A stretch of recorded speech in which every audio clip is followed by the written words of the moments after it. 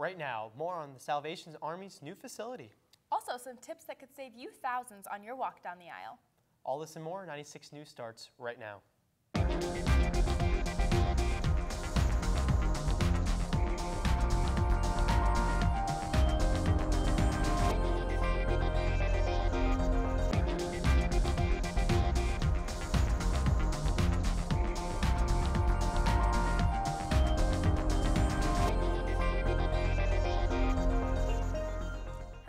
Welcome to 96 News. This is the week of April 1st. I'm Gabrielle Dorisami. And I'm Matthew Hall. An undercover sting proved to be very successful as Manatee County Sheriff detectives arrested 35 men who have been suspected of illegal sexual activity with children. As part of Undercover Plan Operation Green Shepherd 2, detectives logged in online posing as children and set up meetings with the men in question who were under the impression that they were meeting up later for a sexual encounter. An undercover detective who was posing as a child online actually said many of those arrested were instructed to bring specific things to the house, like condoms and in one case, a value meal from McDonald's. All the men showed up to the set location with requested items, but of course were in for a big surprise. The men are now in custody of Manatee County Police and are facing a variety of charges, including traveling to seduce and solicit and entice a child to commit a sexual act, use of a computer to seduce a child to commit a sexual act, and attempted lewd and lascivious. Among the 35 men arrested was registered nurse and Tampa Chamberlain High School teacher Philip Cornell, who has now lost a job and gained a criminal record. For more information on the story, including a video of Operation Green Shepherd 2 taking place, visit abcactionnews.com. Well, spring has finally sprung. This Easter weekend was gorgeous. I love the sun and the warm weather, finally. Humidity wasn't too bad. I hope we have some more weather like that during the week. Hopefully. What's it look like for this upcoming week? Well, actually, Matt, going into the week, we're going to have the mid to lower 80s with a high of 85 and then a low of 61. We're going to have just cloudy sunshine, so it should be very nice with a low chance of rain at 20%. Going into Friday, so starting off your weekend, on Friday you're actually going to have a lower temperature of 77 and then a low of 57 with a high chance of rain at 60%. And then this weekend looks like it's going to be great outdoor weather and beach weather. Saturday, it's going to be a high of 80 with a low of 59, only 20% chance of rain. Sunday is going to be a high of 83 and a high of 62. So if you're available, go ahead, get outdoors, go to the beach. It's going to be a beautiful weekend. The Salvation Army is ready to break ground for their brand new homeless center. Last April, it was announced that Lakeland would be home to Florida's largest Salvation Army community devoted to homeless families. The agency has raised $9.4 million to start construction of Phase 1, and the total cost of the project is expected to be $27.5 million, and it will be named the George W. Jenkins Community of Hope after the late founder of the Publix supermarkets.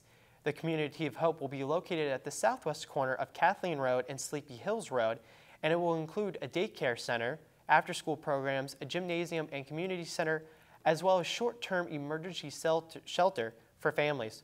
Ultimately, Salvation Army's administrative headquarters, located just south of the proposed new site, will be moved as well. A Lakeland company aids couples on their big day. All right, Southeastern, for the lucky few who have accomplished the coveted Ring by Spring fairy tale, and for those of you who are still dreaming about it, you're going to want to hear this.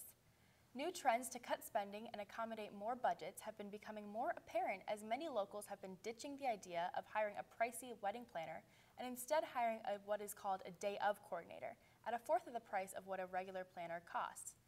Locals have been turning to Eventrix here in Lakeland for a day-of coordinator to come in a few weeks before the wedding to check plans, supervise, and make sure the wedding day is flawless. According to Brittany Ellis, who works for the Lakeland company, 2013 has promised to be a big year for Eventrix as more and more couples are looking to remedy the outrageous sticker shock that commonly accompanies planning that special day. With Pew Research and U.S. Census Bureau reporting that the average cost for a wedding with only 138 guests comes with a price tag close to $27,000, many students are wishing they started saving yesterday. A concrete bridge that spans the Peace River in Fort Meade is only 10 feet wide and is leaving state traffic engineers, city administrators, and the preservation officials to grapple with an outdated design on a bridge with historic significance. The State Department of Transportation has recommended building a separate pedestrian walkway that would eliminate the need for a sidewalk on the north side of the bridge and allow traffic lanes to be widened. Letter Wright, a longtime member of the Historical Society for Fort Meade, says that she's all for preserving Fort Meade's history, but in this instance, it might be more important to widen the bridge. A second issue is funding. The Department of Transportation does not have the funding for this type of project right now. The Fort Meade City Commission has agreed to ask the Department of Transportation to initiate a review of the existing bridge while proceeding with plans to build a freestanding pedestrian walkway. Well, this was a big weekend in sports. Baseball starting up, college basketball. We have the Final Four now. I heard there's big news with the college basketball games. Big news. Over to Angie with more with sports. Thanks, guys. Well, we're talking Final Four. Now, March Madness is in full effect. Louisville coming out strong against Duke with a win.